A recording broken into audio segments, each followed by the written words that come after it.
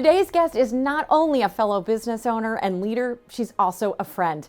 Beth Hahn is the president of Berkshire Systems Group and SAH, and she's someone that I've had the privilege of getting to know through our CEO peer group. Like me, she is also a second-generation leader of a family business, and that brings its own challenges, opportunities, and responsibilities as we work to build something that lasts beyond us. Her philosophy around leadership and culture aligns so closely with mine, as well as her commitment to serving the community, and that shows how much she embodies what it means to lift others. Ladies and gentlemen, Beth Hahn. Beth, I'm thrilled to have you here today. Thank you, Karen, very much for having me. Yeah. This is so crazy cool. Yes, we're mic'd up. Isn't this fun? Yes, this is fun. Well, I would love for you to tell everybody who's listening just a little bit about your businesses. I know about them, but I'd love for you to just say a little bit about what your business is, what you're doing. So we are a security, fire alarm, communications, and sprinkler company. That is the version, that's the Berkshire Systems side of the business. BSGI is what we do for short. And then we also have SAH, used to be Secure Home Inc., that I started right out of college. And that is the residential and small commercial installation portion of the business. So we work, there's a lot of synergy between the two businesses. And as you will learn, I grew into the bigger business over time. Nice. Well, let's jump into it. So tell me how your journey to SAH, to Berkshire, to, how did you get interested in being in this industry? What led you to where you're at now? My dad. Oh, funny how dads can have that Isn't influence. that amazing what influence Yes. they have on us? So I was really retail oriented when I was in college, and actually before college. I worked for Reading China and Glass for 6 years, went the route of marketing, believe it or not, which I now pay people to do for me, which is amazing. But I went the route of marketing, and I came out of college thinking that I was headed into VF Corporation or Reading China. And my dad said to me one afternoon, right after I graduated, I have an idea. And that was the end of it. That's history. He had the idea for the residential and small commercial side of the business. His idea was more of a home safety product business.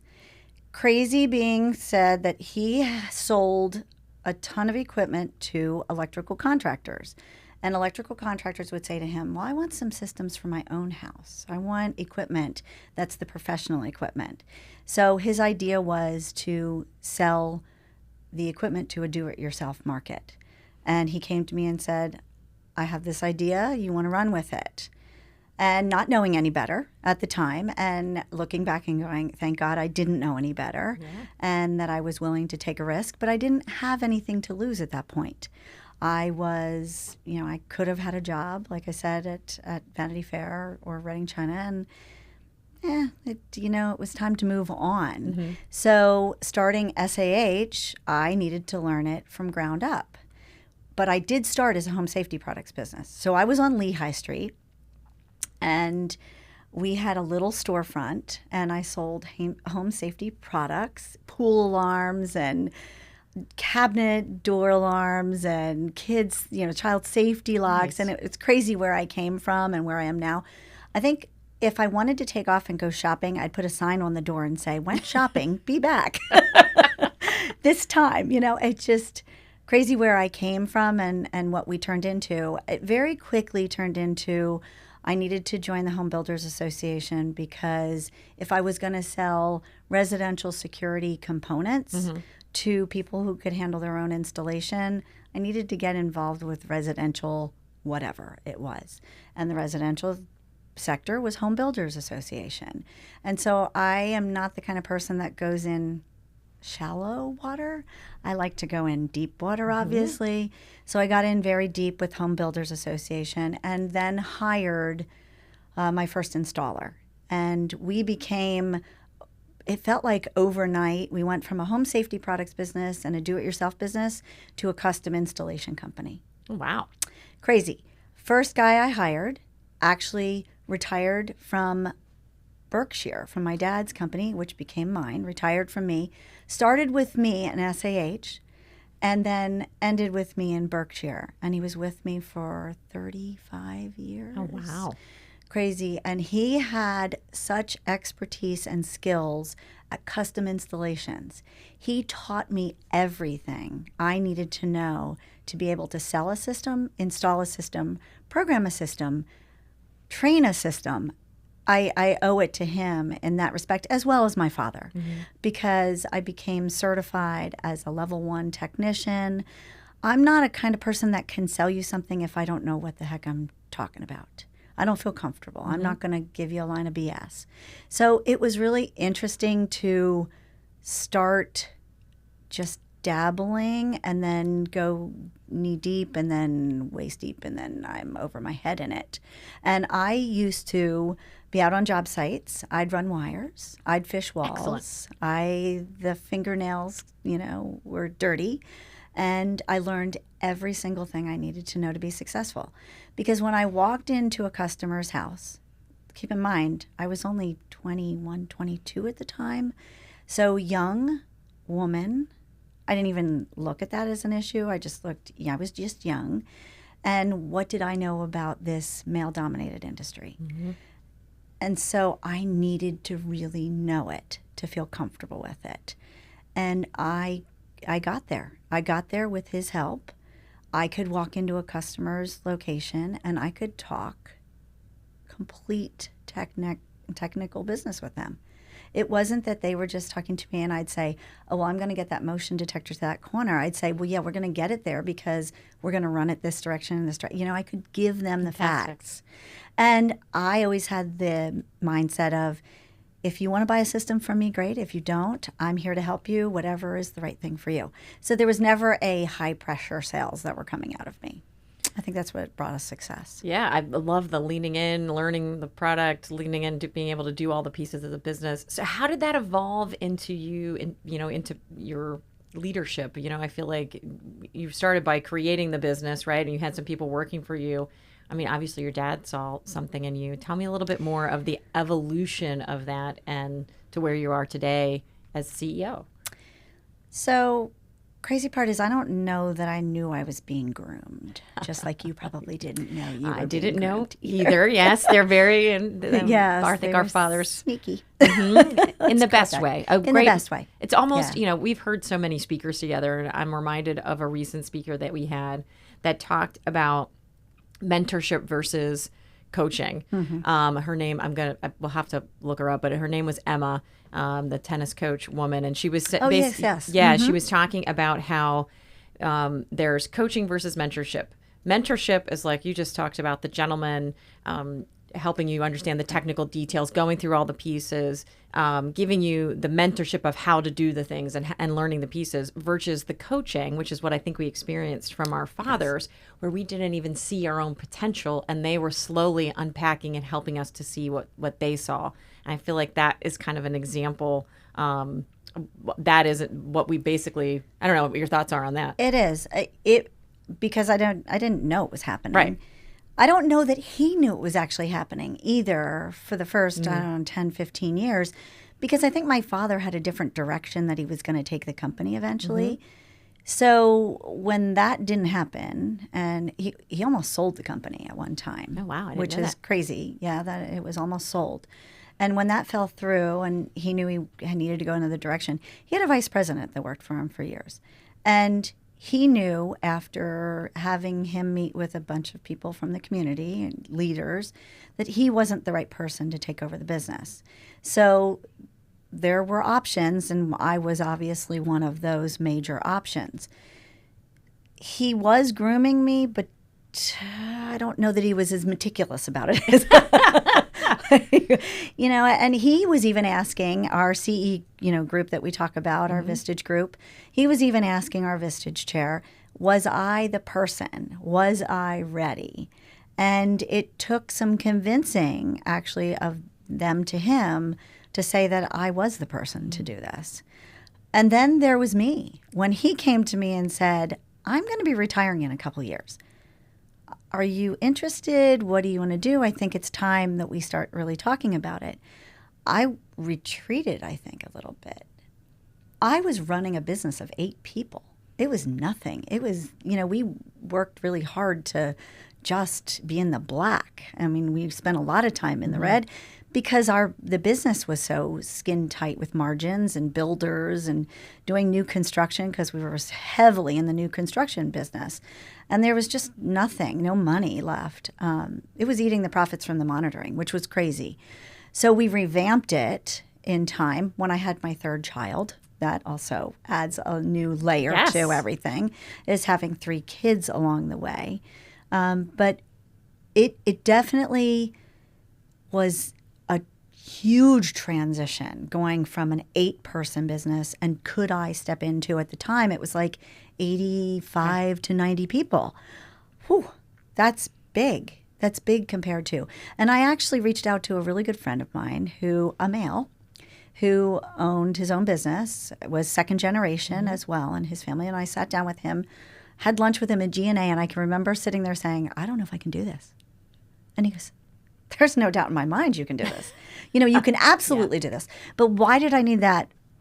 I needed that validation at that time to say, yeah, go for it. I guess I just needed to hear it from one person. I mean, Luke, my husband, was talking about it and saying, yeah, go. Because he's always said, he worked for my dad for 28 years before I actually came into the business. Oh, wow. So there you go. There's another little dimension to this whole thing.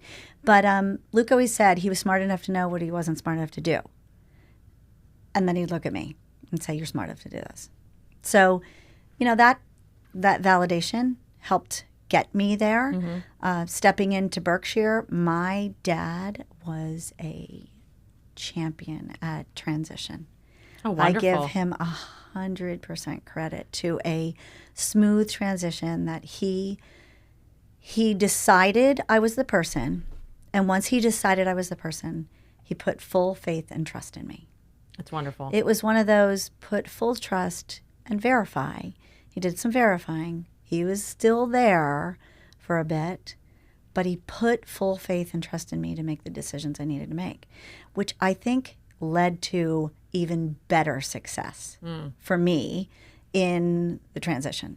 There's still caveats and challenges to that transition, as we know. Even well-run family businesses there's always hiccups, right? That just tends to happen. That is awesome about the transition. I mean, if anyone's listening here who has a family business, I mean, is there any advice you'd give them on, obviously you just said your dad did a really good job of transitioning, trusting you, trust and verify, which I would say in my journey that was trust, but call a friend. Like I could call for backup. I can run questions back. Is there any sort of advice that you have that you would share? To transition to the next person? Well, I would tell you, like I said, I was trained by the best of them. So I would hope that someday when I transition out to whoever that is, it's a next generation. It doesn't have to be a blood generation. It can be a generational. It can be somebody in the company already. It can be somebody that comes in. But the next transition will be, I need to be able to tee them up for success. And that's the prep time that needs to happen. And once I tee them up for success, I got to step back. I can't be muddying the waters, causing drama. My dad didn't cause drama. He did not cause drama. And that's huge, because to create conflict by people that are on your team that you want to become trustworthy with you, you need to not be undermining in any way. And so he did not undermine me. It's wonderful. Which is really great. I don't know that I always think about it, but yeah, no, I think it's huge. fantastic. I always like to say that silence can be a superpower. And in some ways, your dad being there supportive of you, but I would say silence in that he's allowing you to make those decisions and not confusing is so big. And something I don't know about you, I try to do that in my day-to-day leadership as well, to let people who are responsible for making decisions make those decisions without money, because we can do it in our current roles, and it can be even more destructive in that family transition role as well. It's huge. Well, it's funny. It was a gift actually to both of us. So I gave him a gift by being there to allow him to go out and very, very peacefully, happily retire without a ton of stress about what's happening with the business. And he gave me the gift of a very, very wonderful transition. That's awesome. And then having my husband there who has the experience and having that support, and yeah, so it's been good. Great. I feel like that transition and that reflection of you and your father and having, working through that as you took on the role of leading the company also speaks a lot to your culture, because I know culture is something that's really important to you and that you are very intentional about. And I don't know if you want to kind of give me a little bit about what you think it takes to build a great company culture and reflect those values, right? Of wanting to be, your father wanted a good transition to second generation. You have that piece, but I know that this is reflected throughout your company as well. So it is. I'm going to backtrack for a No, go second. ahead. Let's hear it. So my backtrack is that I took over as president in 2016, January 9th. I can tell you the exact date that my dad said, you're president now. And, but Memorial Weekend, the Friday, I think it was before Memorial Weekend of 2015, I sat down with my brother and I terminated him from Berkshire Systems. Yes. And I did that because we were losing my dad's financial guy. So he wasn't a CFO at the time, but he's his financial person. He was leaving because he really was very connected to my father, and he didn't have the same feelings or same principles that I did, which was okay. We're still friends to this day. Good. I love it. Was a great transition for both of us. But I was hiring a new CFO, and I knew that I wanted the CFO to come in, and I wanted it to be extremely successful. And my brother, as much as I love him to pieces, it wasn't going well. It was toxic between him and my father. They weren't really speaking. That is the most horrible thing for my father to deal with, and even for my brother to deal with. So I knew that it was necessary to remove the toxic nature of what was happening in our company. My brother is a very, very smart guy, could do anything, but he was choosing what he wanted to do. And he was letting everyone know that he was the boss's son. And I'm, obviously I would say all of this to my brother to this day. So I'm not saying anything that's, it was really not good. It wasn't a good situation. And I needed, if I was going to come in as president, I needed it to go as smoothly as possible and create a culture of trust. And it's, if you walk past it, you approved it. That's one of our core values. And I was walking past it, and my dad was walking past it, and he just couldn't do anything about it, and which showed every other person in the company that we were approving it. So that ended, and we still speak. It's not. Good. It's we're at a great relationship. He went on to own a restaurant and all good stuff, but it told our employees that I wasn't willing to take BS. And so I think that was the start of this success. And then I always have cared, my 8 people, it's always been a family. And it doesn't matter what size you are. I call us a wonderfully dysfunctional family because every single family is dysfunctional. We are at our finest. So I needed to create a better atmosphere for everybody because it wasn't good. Right. And culture is, I don't want to keep saying we're a family, it's a family culture, it's a family this, it's family. No, we're people that really care about each other. We're people that give about each other and would do pretty much anything for each other. And that's what I wanted to create. Now, the other thing I had is my dad was a very respected businessman, outside and inside the business. And I knew that I would have to work hard because my dad, as technical as I was on the SAH Secure Home side, I didn't know fire alarm as well as I knew the commercial fire alarm, industrial fire alarm, like Berkshire is.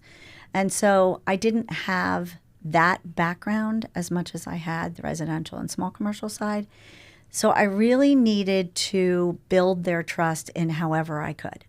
I don't have to sell a fire alarm system, which my husband has busted my hump about over time. But I don't have to sell a fire alarm system to understand how they work. I don't have to do that to back our people. I do not have my NICET certification, which is another funny thing and a little sticky thing that we say. That's a lot of our people have NICET certifications in the fire alarm. Certification for your industry? It's a certification for the fire alarm industry. I could pass it if I wanted to sit through for it, but what I bring to the table for our people is something totally different. And I think you know that, Karen. And what our capabilities are is to be badasses and back them up every single chance we get, and to be there to support. And so building that culture and building a leadership team. Yes. You know, you've been through this. It's building a leadership team that's yours. And I had a vice president. That was my dad's. Oh, yes. For 37 years. Tough. 30-something. And he was a great guy that worked very hard for the business, really was very dedicated to Berkshire Systems. But he and I did not align in our philosophies. Especially when you're looking for new things or to change things, right? That change can be really difficult, and you're seeing the future. And so how did you navigate that? Well, he used to say to me, I love to decorate, so I love decorating. That's my side hustle. And he used to say to me that I missed my calling. And I would say back to him, well, you can decorate in many different ways. It doesn't mean I have to just put paint on walls or furniture in a room. I can work on people and redecorating and what we do and what we look like and how we operate. That's redecorating too. And so he was a bit of a misogynist. Not a bit, I'm being kind. And it just wasn't, we weren't aligned. So in 2020, he actually left the business. And we have actually thrived very beautifully since. Great. Years of experience and history have a tendency sometimes to live in history. So that's our challenge. But I do have a leadership team that is the most incredible leadership team you could ask for. We truly enjoy every minute we're together. That's wonderful. We know that there's stress. We suffer through a lot of it. We've been through some health challenges. We've been through all kinds of things. But I think that has only made us stronger. We miss each other when we're not together. It's weird. I mean, it's weird and neat and peaceful. And it gives me that we're at the right place. So it's been a journey. It's taken a while. That took a good 6 years. I'm doing this. January will be 10 years. Oh, wow. Yeah. So it it takes took a me while a to good put, 6 and I'm years. sure it's still going. I like to think of you're redecorating, as you're saying, you're redecorating as being a gardener for an organization, right? You're the gardener. There's cycles, and honestly, the work of culture is never done, right? No, it's never done because we change all the time. We change. What's around us changes, and what we're doing changes, and our customers' needs change, and so we have to, it's the whole political scene. And I'm not going politics, not in any way, shape, or form, but I always say it doesn't matter who's in leadership. It is our job to take what's in front of us and use it to its best ability. So Republican or Democrat, I don't really care either way. What benefits Berkshire Systems to benefit our people, our team? That's what we have to do, and benefit our customers. So I have a little circle of life. It's the Berkshire thing that I came up with, and I say, at the end of the day, I take care of our people. That's all I care about. Our people take care of our customers, and our customers keep coming back. I have a CFO. He worries about the money. If there's a money problem, he comes to me. But I have people to do that. So all I am focused on is our people. Love it. Yeah. It's beautiful. Well, it really allows you to create a place where people could thrive and make that your focus. I'm so aligned with you on being intentional about culture and putting those pieces together, and that just the journey of it and understanding that it never ends, and that it's, as the CEOs of our companies, it is our responsibility. Oh, we have no set choice. that tone. And if we're not setting it, someone else is, right? Well, I said we walk through the door every day. And every day you walk through the door, Karen, you think of what do you have, 200 and what employees? I think we're up to 240 right now. Okay, 240 people and their families. I have 145. Every day I walk through that door, I worry about the 145 people that we feed and their families. And what we come through the door with matters. They're seeing us. They're seeing everything that we do. And so I have to give my best, and you give your best every day. And you know what? And the days that we don't, because we've already set it up, that they realize when we're not at our best, they've got our backs. Yeah. And that's the whole key, is to pick each other up. So I say that. That's what our team does. They're all about lifting each other up when we're not. Can't always all be superheroes every day, but superheroes need sidekicks. I think it's you've created the team, and yes, I love the philosophy and what you're doing there. And to add on to that, I know you also look to do a lot of things in the local community, and you're passionate about it. You're doing them because you want to do them, but I think they're also reinforcing some of your cultural values. I just know, because when you came in, you were talking about your evening last night, but maybe you can share a little bit about some of the stuff that you've been doing in the community and how you use that as, what I'll say, team building, but maybe even better way to say it is galvanizing for your people. So my parents have always been good at donations. They've always given back. And so when I came into Berkshire, I wanted us, actually before, because my dad brought me into the leadership team a little earlier than when I started as president. Before I came in, I decided it's time for us to have a wellness program. And part of the wellness program was community wellness. So if we are not uplifting the community around us, we're not going to be a strong company either.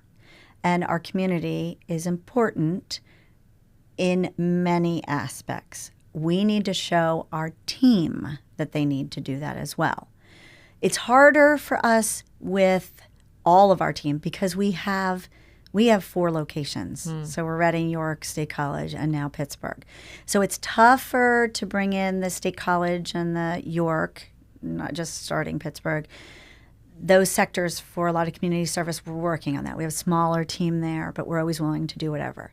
For me, the community wellness part was, I am very dedicated to what can we do and where are the needs around us. And it's not about giving money all the time. It's about giving time. We as a company give a lot of time. We let people go do Meals on Wheels. So we're signed up on weekly Meals on Wheels every Friday, and people can sign up for that. Techs off, that are on the road, they can come in and do that. We sign up for veterans things. We sign up for animal rescue leagues, go walk the dogs. We have a VTO day, a volunteer time off day, every year that we just put in place. I learned that through Vistage. You and I get to sit and learn all kinds of cool stuff. So we're doing all this stuff, but community wellness is just so important. And we set up a team. I'm actually not even on that committee anymore, which is so crazy cool, Karen. It's wonderful. You've grown something, and it lives on beyond you. And it is so neat. And they have passion about it. And it's not just me. It's not me driving it. So that's great. I also have sat on the board for Mary's Shelter. We were very involved with Mary's Shelter before I got on the board. I was asked to be. Mary's Shelter is local here in Mary's Shelter is local West here. Reading. Tell everybody who's listening a little bit about Mary's Shelter. So Mary's Shelter is right across from the Pennsylvania State Police Barracks over on Kenhurst Boulevard.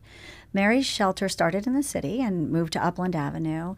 And really, when they were in Upland Avenue and in the city, they really serviced young women who were pregnant and did not have a place to go. Now, they could have another child already, but they did not have a place to go to learn life skills, be able to raise a child, be able to move forward in life with a job. They didn't know how to set up a house. They didn't know how to do anything. So they taught, it was all about teaching life skills for success in women that were pregnant. I'm a sucker for babies. I'm a sucker for kids in general. Super sucker for kids and dogs. But anyway, we do our Animal Rescue League stuff. But Mary's Shelter is very unique in the fact that when they moved from Upland Avenue, Chris Volk, our executive director, and Danny and others saw the potential to serve more. And she was all about how can we serve the unaccompanied and homeless youth community around us. And there was a lot more of it than we want to pay attention to, than we want to admit in school districts that you would never believe. So they had this vision, and they could actually realize their vision with moving to our new facility, which started with 10 rooms, moved on to 20 rooms, and now we have the lower level, and we have 40 rooms. We also have a room for outside medical staff to come in and do well visits and any kind of medical care. We have outreach too, and people can come in our outreach program. So we really serve an incredible amount of kids, and the success stories is amazing. I won't go with the negativity because the stories of the kids before they get there, I can't even fathom. I'm sold. Hook, line, and sinker. I'll do anything for them. What the stories are afterwards of the success of them graduating from high school, going on to actually finish school when they weren't even going on to start college, take on a job, move into an apartment. Just phenomenal. So anyway, I am, extremely passionate about Mary's Shelter. So we do a lot for Mary's Shelter as well, but we also do a lot for other areas, other facets of the community, veterans. We have so many people that have so many different, in our company, that have so many different passions. And so let's bring them all in. What can we do to serve? Well, and I think you were talking a little bit about your Power Pack and how you brought 40 employees together, and you're packing these backpacks for kids who have food instability, which I thought was really a wonderful thing to do, and then a wonderful experience culturally to for your people to see the values that you believe in and that they believe in, and they come together to work on something like that. I think you can't help but feel good and kind of get a mental lift from that type of work. Oh my gosh. I'm super excited about it. We do this. We've done this 4 years in a row. Last night actually was our Power Pack assembly, and we started at 1,500, moved on to 1,800 the last 2 years, and I'm not really a good one for not bumping that number up. Might be a little competitiveness in me, but so we moved up to 2,000 Power Packs last night, and what we do is the company purchases all of the food, and we assemble. It's like mac and cheese and cup of noodles and Gatorades and all kinds of little things that we put in a plastic bag, and we decided to add a note to them. A note of inspiration. Oh. So any of the kids, and they went overboard this year. It was so crazy cool with stickers and all kinds of things to decorate these cards. And these cards make a difference in these kids' lives. I'm hearing that the kids are keeping them and putting them, at home, and they're showing them to their parents. And, this is tough. If you go home for a long weekend, a holiday weekend, and you don't have food stability, and you're used to getting your meals at school, breakfast, lunch, and not dinner, but breakfast and lunch, and you have nothing because it's just tough, or the refrigerator's locked. Goofy stories. Just goofy stories that we couldn't imagine. But what we're capable of doing is we serve through Emmanuel UCC Church there in Shillington. We serve the Governor Mifflin School District, as well as this year we're serving the Antietam School District. So crazy cool. They're very excited about it. And our employees go crazy. Lots of circles, lots of competition, lots of pushing to get these done. And by 8:30 last night, everybody was very tired and, really satisfied. Good kind of tired. Good kind of tired. To just kind of wrap up our conversation on culture a little bit, I know you talked about now you have these different facilities across Pennsylvania. How are you, I know you've said you're doing maybe individualized things at different places, but how do you keep that culture going across multiple spots? So we have a lot of connection with those offices, and actually this coming Friday. So your timing is extremely interesting, Karen. But this Friday we are celebrating our summer rush being over. Okay. It's called the Palooza. It's the Berkshire and SAH Palooza. And so all of our employees come to the Reading location on Friday at about 12 o'clock, and we end for the day at that time. And we're having Mission Barbecue, and we're having the ice cream man come, and we're having a cornhole tournament, and we're giving away some fun things to our employees. And it's just a matter of like keeping them connected to each other. And healthy competition with cornhole, and just a lot of fun. It's great. Just a lot of fun. It's great. I feel like those activities and events mean so much and really do huge. pay off in people, like you said, staying connected and feeling, we all want to have that sense of purpose. Yes. And feeling connected to the business and that what their work does matters. It's so important. And I think you do such a great job of that. Well, you know what? Our team does. Because our team, as I saw today, our team is so connected separately from just these events. They're texting each other. They're getting together outside of. That's relationships that are built in work. And that is so cool because they all are there to pick each other up. It's wonderful. Which is neat. It's wonderful. Well, what I'd love to ask you to kind of end out our conversation here today, I have two questions for you. One, is there one, we talked about culture, we've talked about community, we've talked about, your journey in the family business. Is there any specific lesson in leadership or some sort of turning point beyond what you've already shared that really sticks out that you carry with you today? I don't know, is there like a Beth motto that you haven't already shared? Wow. I probably have a lot. There's a lot of Bethisms, which is Yeah, so funny. come on, My let's assistant used to write those down. We would like one of those. I have like goofy things. Yeah, you don't want me to tell. Yeah. Anyway, yeah. My motto is just, we talk about being a woman versus, and it in a male-dominated business, which isn't as male-dominated any longer, But I never made this about being a female business owner. This is about me knowing what I'm doing, being there to support the staff every single way I can. That is why and how we get success. Well, It's the only way. You have to be this is so freaking easy, Karen. It's just amazing to me that people don't understand. Just care about your people. Just give it. I know you're going to have to bleep me out, but just care about your people. And I do. I mean, it works. It isn't hard. And I love everyone. They hug me. They know. They hug me.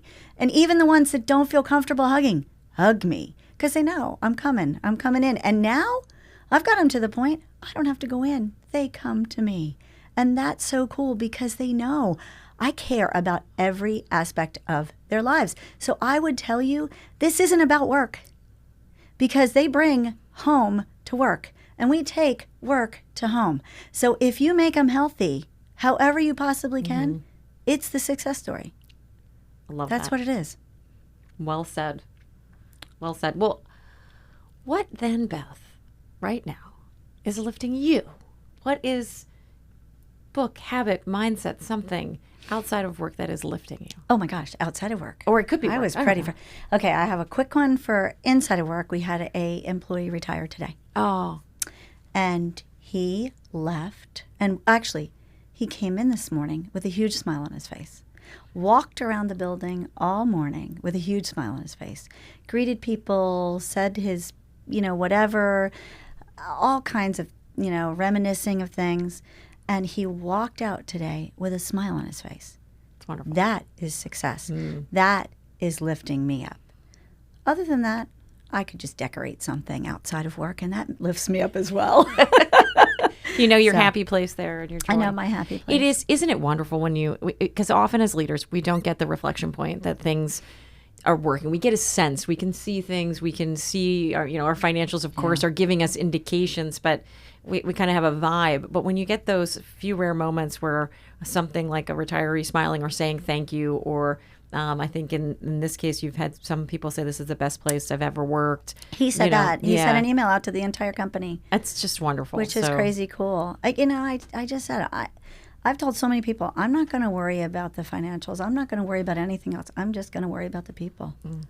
Keep doing it. It's you know, working. it's working. It's working. So, and it is for you too, Karen. So kudos to you, and Thank you. kudos to you for putting this together. Thanks. Well, thanks for This coming is today so and hanging out cool. with me. You know, it's so cool to be able to sit here and talk like this, and actually think about what we've done, because you don't have time. No, we We're don't, so busy. don't We're often take moving those forward. moments to Yeah. reflect and just, it's incredible. What Celebrate you're the doing is incredible. successes. Yes, absolutely. That's what this is about. Well, thank you for sharing Oh, your story. Thank you for including me. And really, you're showing us what leadership with heart looks like.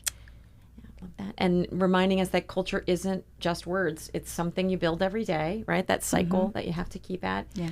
And you've shown us that resilience and care can lift people higher, both inside a business and in our communities. And, you know, as far as our second generation leaders, I love the story that you shared about your dad, and just highlighting the responsibilities we carry to try to keep these family legacies moving forward. And really, your journey is proof that when leaders truly care about their people and their purpose, everyone rises. So, Thank you. thanks, Beth. Being able to talk with peers is such a valuable resource to have. Beth and I share a close bond, having each grown through our family businesses. And I never take for granted having people like her to share experiences. Check out more on Beth in the show notes below, and please give us a subscribe, and remember, always lift.